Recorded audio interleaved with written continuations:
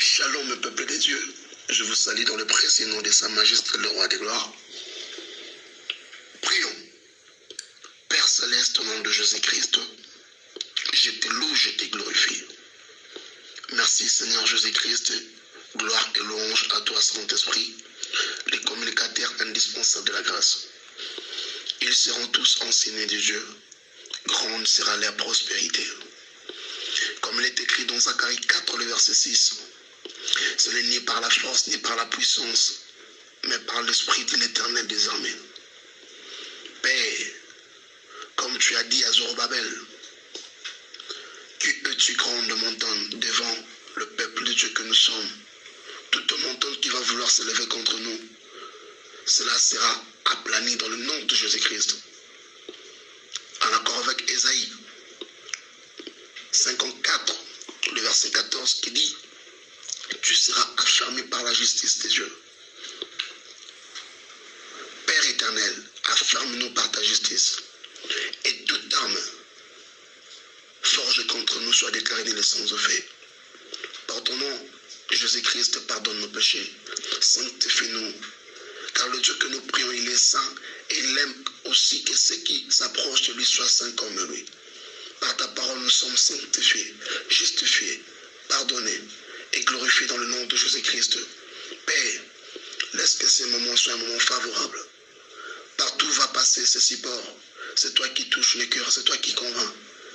Nous voulons que les camps du diable soient dépeuplés, afin de peupler les camps de Dieu. Au nom de Jésus-Christ, par la puissance du Saint-Esprit, que nous sommes couverts.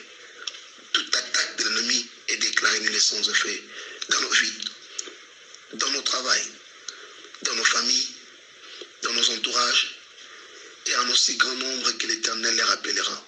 Dans le nom de Jésus-Christ que nous avons ainsi déclaré. Amen. Très chers frères et sœurs dans le Seigneur, je suis dans une grande joie. C'est par la grâce de Dieu que je viens encore, que nous venons encore parler de la part du Seigneur. Bien-aimés dans le Seigneur, ce matin, je parlerai, ou encore ce soir, cela dépendra à l'heure à laquelle vous allez recevoir ce support. Et bien-aimés dans le Seigneur, la Bible dit dans le livre de Jérémie chapitre 29, le verset 11.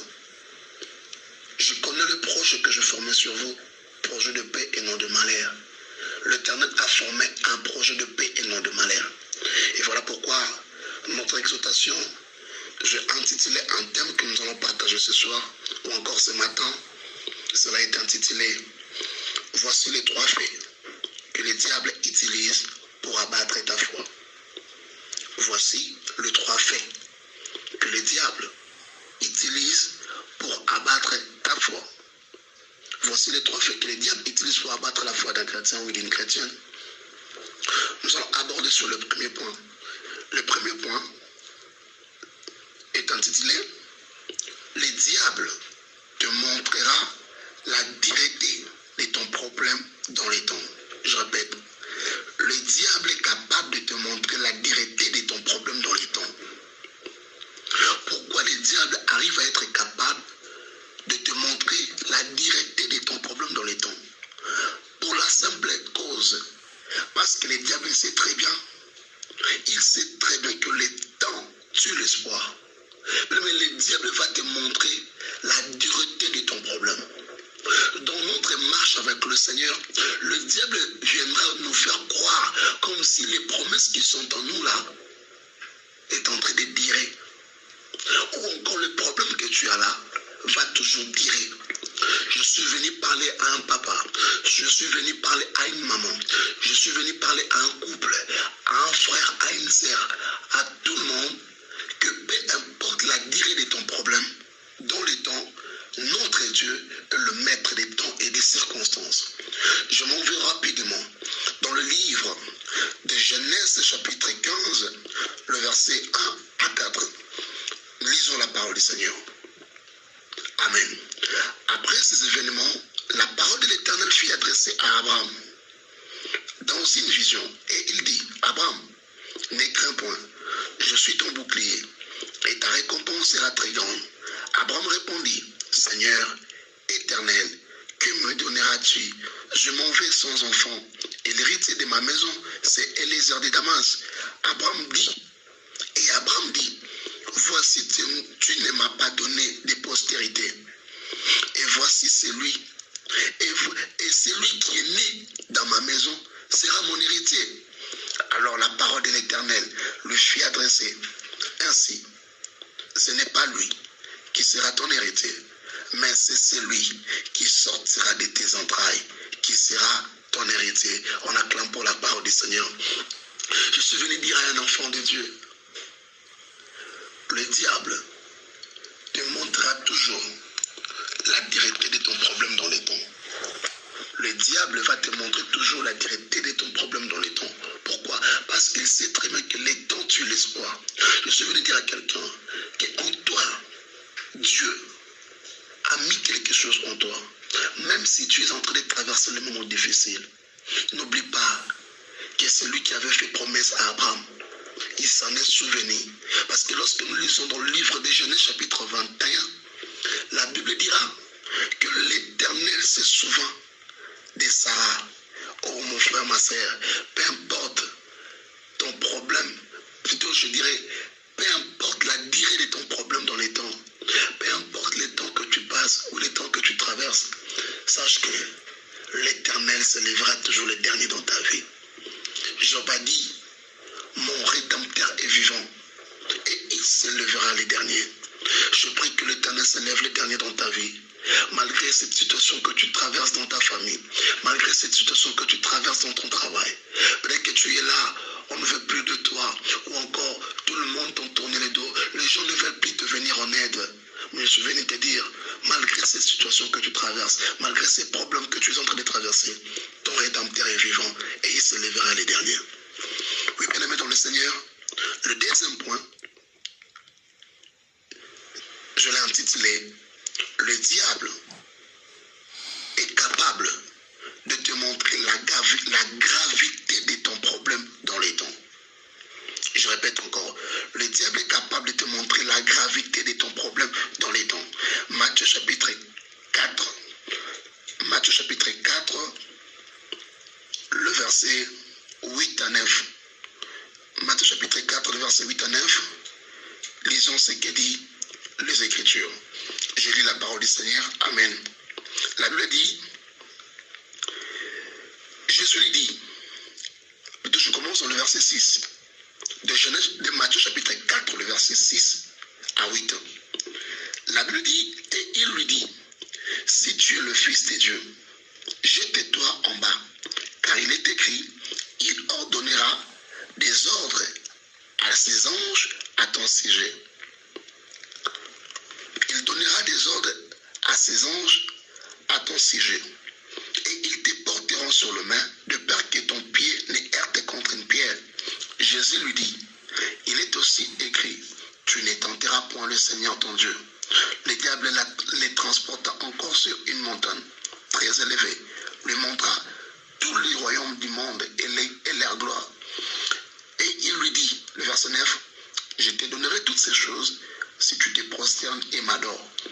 Le verset 10, pour conclure, Jésus lui dit, retire-toi Satan, car il est écrit, tu adoreras le Seigneur ton Dieu et tu le serviras lui seul. Je suis venu dire à quelqu'un, même lorsque le diable te montre la gravité de ton problème dans les temps, ne faut jamais abandonner ton Dieu. Ne faut jamais oublier d'adorer Dieu. Le diable te montrera toujours tes incapacités. Le diable te fera croire que tu es incapable. Le diable te fera croire que tout est fini pour toi.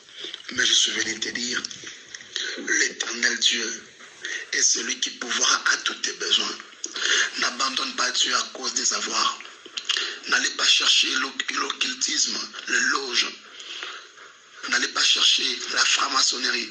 N'allez pas chercher où partout tu penseras que c'est plus avantageux pour toi pour la réussite. Non.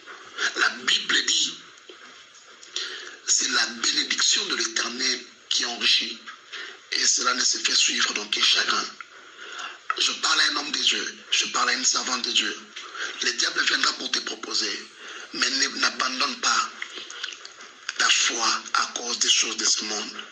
ne perds pas ta passion pour le royaume des cieux. Le diable va te montrer la gravité de ton problème dans le temps. Mais montre au diable que ton Dieu est plus grand que ton problème. Que le Seigneur vous bénisse.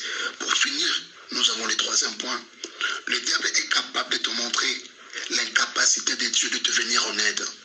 Daniel chapitre 3, le verset 16 à 17. Lisons la parole du Seigneur. Daniel chapitre 3, le verset 16 à 17. Daniel chapitre 3, le verset 16 à 17. La Bible dit, Shadrach, Meshach et Abednego répliquèrent au roi Nebuchadnezzar. Nous n'avons pas besoin de te répondre là-dessus. Voici, notre Dieu que nous servons peut nous délivrer de la fournaise ardente et il nous délivrera de ta main, ô roi. Je suis venu dire à quelqu'un, le diable est capable de te montrer l'incapacité de Dieu de te venir en aide. Mais le roi avait obligé à ces trois jeunes hommes d'adorer les statues. Mais ces trois jeunes hommes avaient compris. Nous ne pouvons pas adorer les statues, puisque nous pouvons qu'adorer le véritable Dieu. Bien-aimé dans le Seigneur, même lorsque tu souffres, même lorsque rien ne va dans ta vie, n'adore pas les statues. N'allez pas chercher ailleurs. Ton Dieu est là.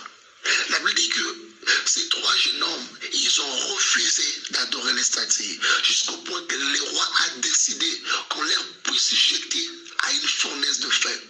Mais je suis venu dire à quelqu'un, j'aime bien l'histoire de ces trois jeunes hommes, puisqu'ils avaient défendu la parole, puisqu'ils avaient fait honneur à la parole de Dieu, de ne pas adorer le statut, parce que dans le livre de Deutéronome, la Bible dit, tu n'adoreras pas un autre Dieu devant Dieu, tu adoreras que Dieu seul lui-même. Tu aimeras ton Dieu, comme le dit Deutéronome. Tu aimeras le Seigneur ton Dieu de tout ton cœur. Mais ces trois jeunes hommes avaient refusé d'adorer les statues. Et lorsqu'on les jeta dans une fournaise de feu, les rois avaient oublié. Et ils étaient dans le feu, ils ont regardé, ils ont vu l'apparition d'une quatrième personne. Or, l'apparition de cette quatrième personne, c'est celui qu'on appelle. Ils étaient dans le feu, mais celui qui venait d'apparaître, il est le feu qui dévore. Je suis venu dire à quelqu'un, malgré où on peut t'amener, sache que tu as un Dieu qui est en train qui va dévorer toutes les barrières, toutes les situations qu'on peut mettre devant toi. Je prie que Dieu puisse te délivrer de la prison satanique, que Dieu puisse te délivrer de la prison démoniaque, que Dieu te fait sortir de toute puissance qui allait déjà abattre ta foi, que la puissance du Saint-Esprit nous délivre dans le nom de Jésus-Christ. Que le Seigneur vous bénisse dans le nom de Jésus-Christ. Amen. Père éternel, que les âmes soient sauvées, soient gagnées dans le précieux nom de Jésus-Christ que nous avons ainsi prié. Amen. Oui, bien aimé, c'était là votre humble frère, l'apôtre Jonathan Mukendi. Que le Seigneur vous bénisse. Hosanna. Je lève mes yeux sur les montagnes, d'où me viendra les secours me viennent de l'Éternel, qui a fait les cieux et la terre. Il n'admettra point que ton pied chancelle. C'est lui qui te garde et ne sommeillera point. Voici, il ne sommeille ni dort. C'est lui qui garde Israël. Sois